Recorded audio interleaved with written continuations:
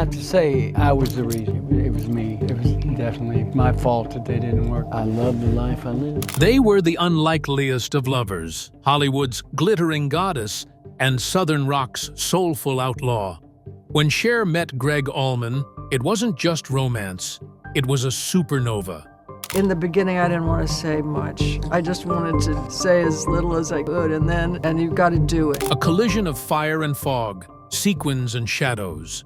To the world, it made no sense. To them, it was everything.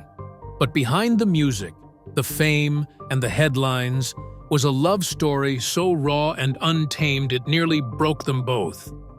What happens when you fall madly in love with someone you're not built to survive? This isn't the fairy tale you think you know. It's louder, messier, more haunting.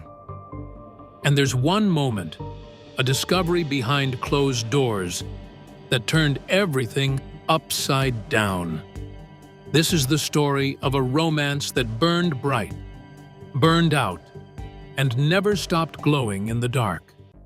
A love that hit hard and fast. When Cher met Gregg Allman in January 1975 at the Troubadour in Los Angeles, sparks didn't just fly. They ignited something unexpected. She was the glam goddess of pop culture, freshly out of a high-profile marriage. He was the soulful Southern rocker, with a voice soaked in blues and mystery. Their worlds couldn't have been more different. But the moment they connected, none of that mattered.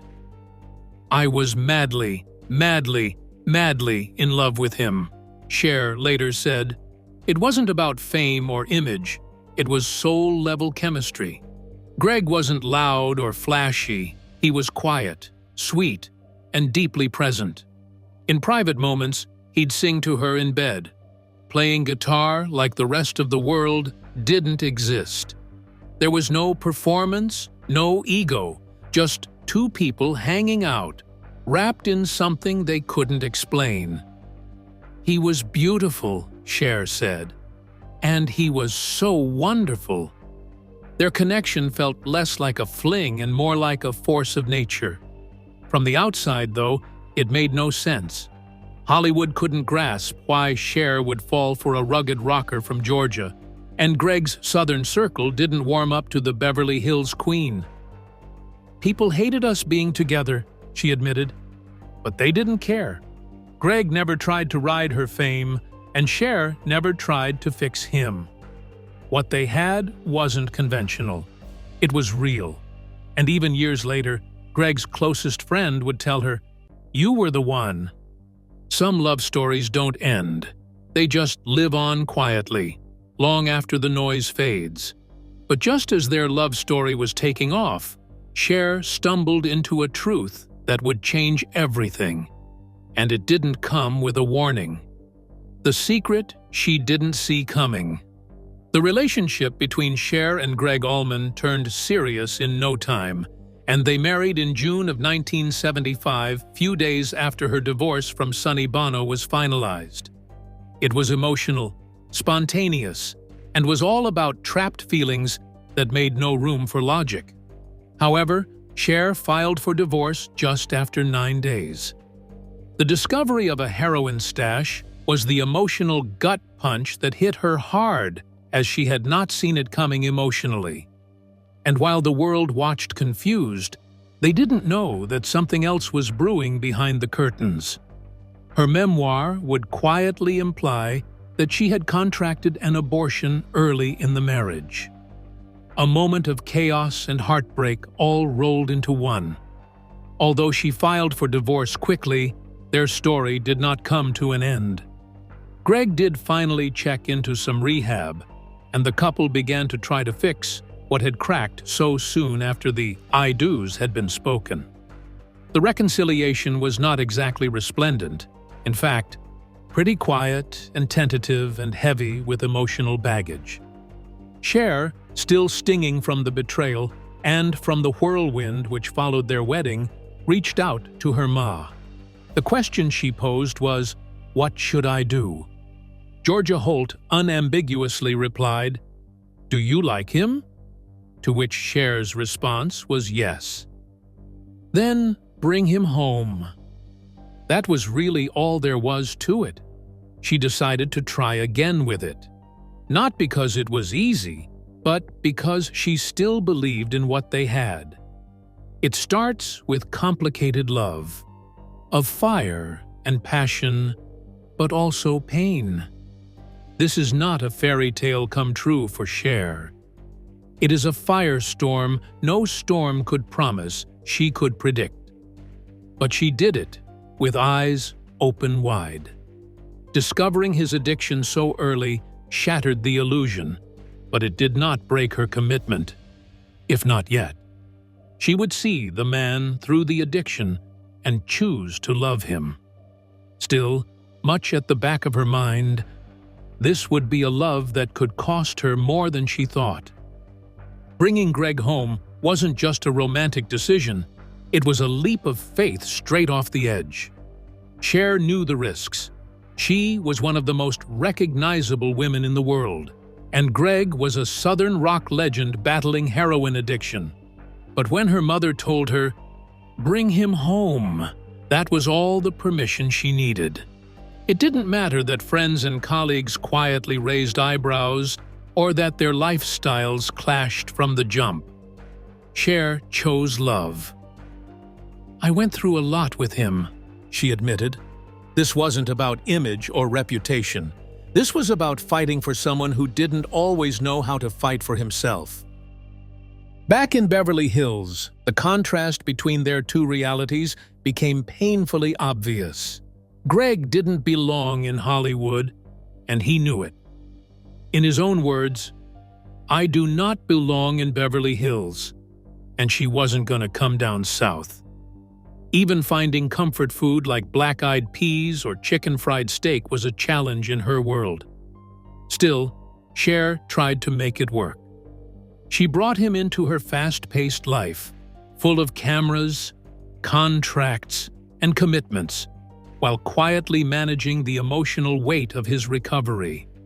She shielded him, supported him, and tried to create a safe space, something softer for the man she loved, even when it stretched her to the limit. The pressure was relentless. Between her career demands and Gregg's struggles, Cher was walking a tightrope with no net. She had to show up on sets with a smile, while at home, she was dealing with addiction, uncertainty, and the constant fear of relapse. Yet, through it all, she remained fiercely loyal.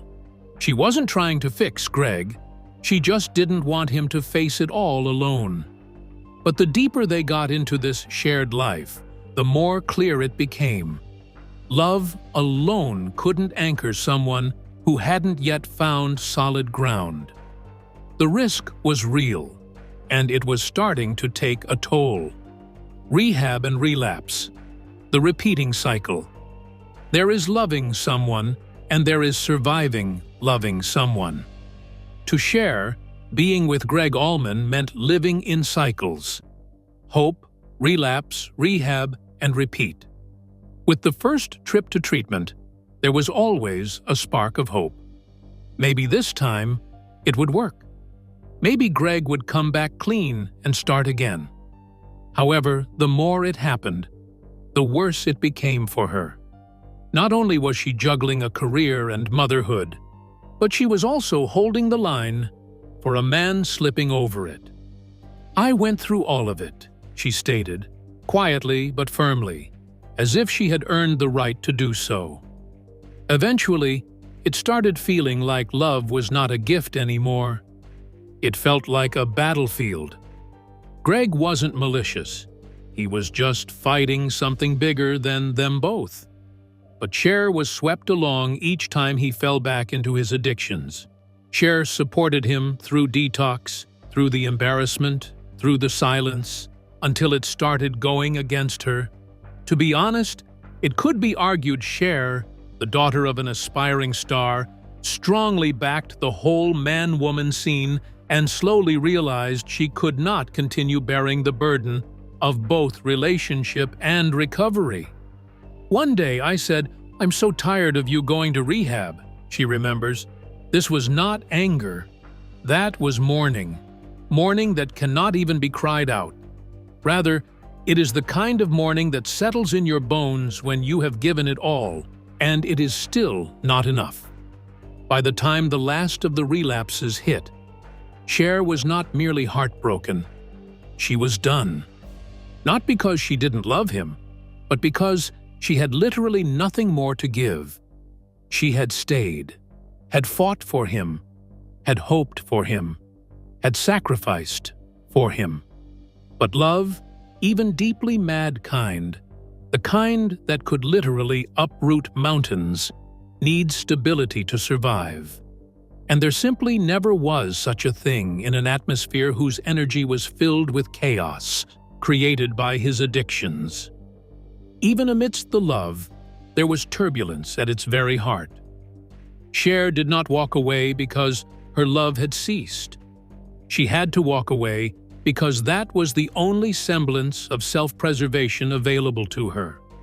For all the turbulence that came with their relationship, music was where Cher and Gregg could simply be. Behind closed doors, away from the public glare and the pain of addiction, they would lie in bed as Gregg played guitar and sang softly to her.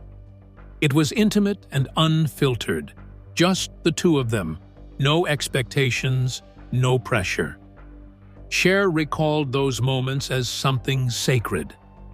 He would play the guitar and sing in bed, she remembered, not as a performance, but as a kind of emotional lifeline. In those quiet spaces, the noise of the world and their problems would fade. They weren't celebrities, or husband and wife, or two people fighting through addiction. They were just two musicians, finding rhythm in each other. Their shared understanding of music ran deeper than talent. It was spiritual. Cher described that connection as something beyond even being in love. If you have a boyfriend that's a musician and you're a musician, there's some sort of spirit that's kind of beyond, she said. That bond gave them a foundation when everything else was shaking. Even when words failed or tension built between them, the music didn't lie. It became their language, their therapy, their refuge. At times, it was the only place where they were still in sync. For two artists who lived their lives under a spotlight, those quiet moments of melody and harmony were grounding in a way nothing else could be. And yet, like their relationship, even the music couldn't fix everything. It gave them hope, connection, and a sense of normalcy. But it wasn't enough to stop the deeper fractures from growing. Still, Cher never dismissed what it gave them. Those small, simple nights filled with strums, low vocals, and unspoken love. They mattered. They're the kind of memories that last long after the chaos fades. While the world saw the headlines, Cher held on to the sound of Gregg's voice in the dark, the strings under his fingers, and the feeling that, even just for a song, they were safe. But while music gave them a safe place to land, the world outside their bedroom was sharpening its claws. And the backlash was just beginning. The public backlash. America versus Cher and Gregg. From the very start, Cher and Gregg Allman's relationship was scrutinized. Fans, industry insiders, and even friends had opinions about it, most of them disapproving. The idea of the glammed-to-the-nines pop princess from Beverly Hills with the gravelly soul rocker from the Deep South. Not just an unlikely pairing culture clash in human form. Cher would later reflect, "People hated us being together." But this was more than light gossip. It was something much louder, much more judgmental, and omnipresent. Gregg's Southern rock fans did not trust her. Cher's Hollywood pals thought she was making a blunder. It was two worlds resisting each other. The backlash came from both sides. CBS executives were worried about their public image. especially when Cher returned to the Sonny and Cher show while pregnant and divorcing Gregg. Uncharted territory for television at the time. Meanwhile, the fans of the Allman Brothers Band accused Cher of being a distraction, by hindrance to Gregg's musical legacy. And on her side, many did not understand why she would anchor herself to such a man struggling so evidently with addiction. It created a tension cinematically in the tabloids, even at home. Cher couldn't really block the noise, no matter how much she tried. Every single move they made was put out there for judgment, not love. But Cher never played by the rules in music, not in love, and not in life. Withstanding all the pressure, she did not let public opinion dictate her choices. "I don't care what a lot of people thought," she said bluntly. "I was madly in love with him." She had no interest in creating a glossy, PR-friendly love story. Hers was the inky mess of a real one, and that was enough for a time. Yet the pressure of being stuck between two merciless audiences weighed on them both. Their very love was fighting against more than just addiction, and personal differences were fighting against an entire narrative being built around them. In the end, love can take a lot, but every once in a while, the external world is just louder than you can ignore. Pregnant during a divorce, a Hollywood first.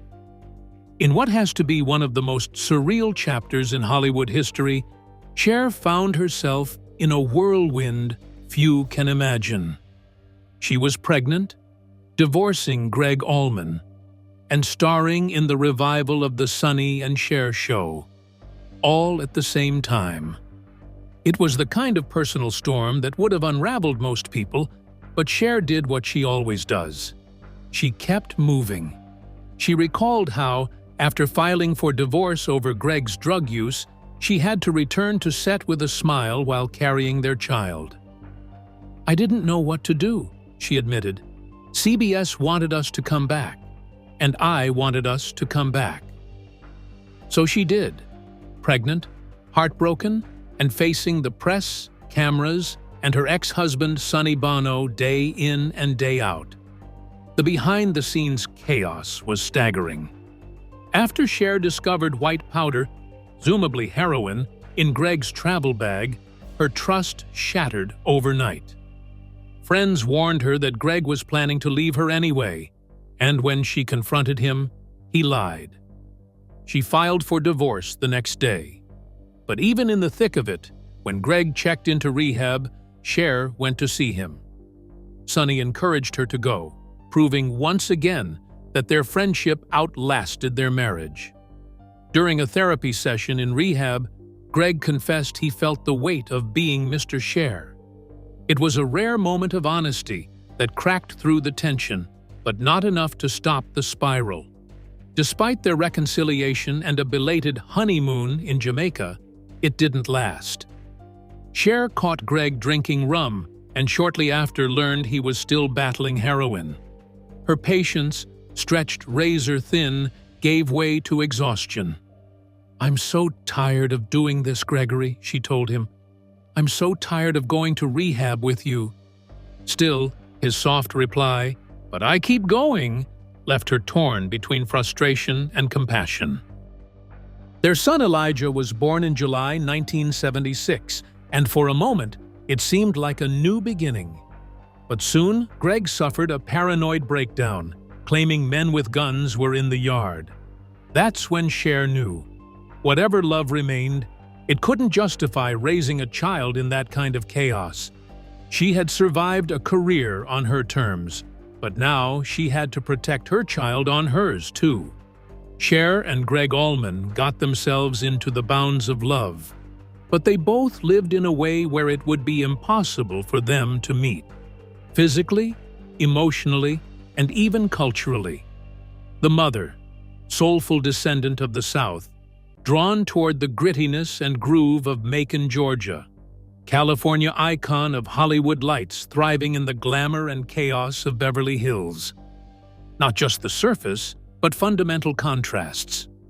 As Gregg confessed, "I do belong in Beverly Hills," and Cher wasn't about to give up her career and convenience for that kind of life down south. Different, most certainly not just about culture, a difference in what and how to live. And although love has bridged the gap, it does seem like geography and values keep pulling them back to their worlds.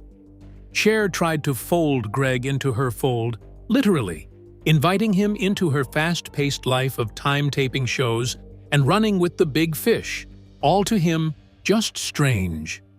The food, the people, and even the pulse of this whole world didn't do much good for Gregg, because he craved southern ease, the sound of blues, and the kind of quiet you can only find far away from the cameras.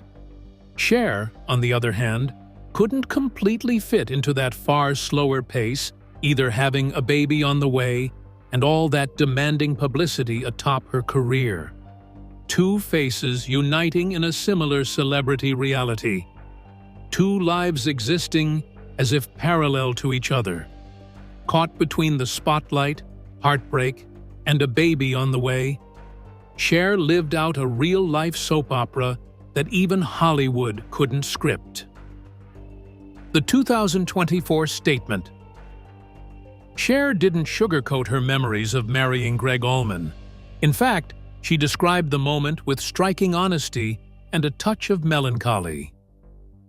In Cher, the memoir, Part 1, she revealed that their decision to wed came on the heels of a surprise pregnancy, not from a place of fairy tale romance. "I didn't know whether my relationship with Gregory would last or not. I was living each day as it came," she wrote. The uncertainty was real, yet the commitment was immediate. The wedding wasn't some elaborate, glamorous affair. It was rushed, private, and deeply personal. Then I found out I was pregnant, and we decided to get married. The ceremony itself was as spontaneous as their decision.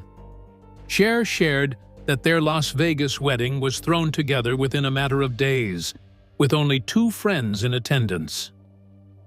The ceremony was over in minutes, she recalled, adding that afterward they posed for a few quick photos and flew straight back home. There were no lavish celebrations or romantic getaways. "There was little about our wedding day that was romantic," she admitted. "There would be no honeymoon. It wasn't the dream beginning, but rather the next step in a whirlwind connection that was already layered with emotion, chaos, and unpredictability." By the time they returned from Vegas, Cher's identity had legally changed, but emotionally, things were still in flux. "I was no longer Cher Bono, but Cher Allman, Gregory's third wife," she wrote, a sentence heavy with complexity. It hinted at the past she had just closed with Sonny Bono and the uncertain path she was walking with Gregg. In just a few short days, her world had shifted again. What should have been a celebration felt more like a turning point, one that would soon be tested in ways neither of them could have predicted. If this story moved you, hit that like button and let us know your thoughts in the comments. We'd love to hear what you think about Cher and Gregg's wild love story. Don't forget to subscribe for more untold Hollywood romances and real-life heartbreaks. And, hey, don't stop here. Tap the next video on your screen to dive deeper into the moments that defined Cher's most unforgettable relationships. We'll see you there.